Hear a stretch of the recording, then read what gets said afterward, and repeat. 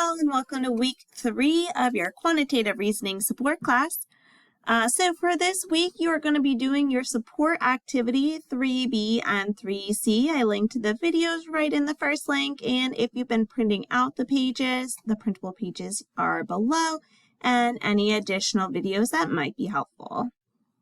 We do have an assignment that I need you guys to turn in this week. It'll be your Unit 1 Co-Requisite Support Notebook Check. What that is you will upload the notes that you've been taking throughout Unit 1. So after you finish 3C, that is actually the end of Unit 1, and then 4 starts Unit 2. So once you finish that up, I'm going to ask you to upload some of your notes so I can do a little check, and then you'll proceed on to Unit 4, starting with 4A video and 4B.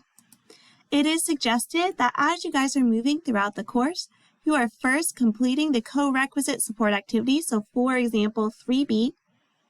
Then you're doing your preview assignment in your 152 class, the lesson in your 152 class, and then any practice.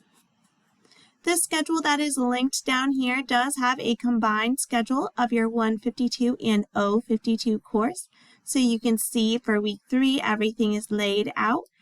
So that way you can check these off as you go. So again, I do recommend that you do your support page 3B, then the preview 3B, in-class activity, and the practice. This will help you guys move rather smoothly throughout the lessons as you go. And then again, just check these off. And you do have that support page check also.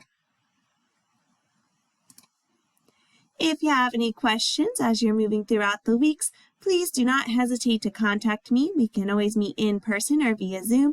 If these hours over here do not work with your schedule, I am happy to change them, so that way we have a time to connect and go over anything you need. Keep up the great work, and I can't wait to talk to you guys.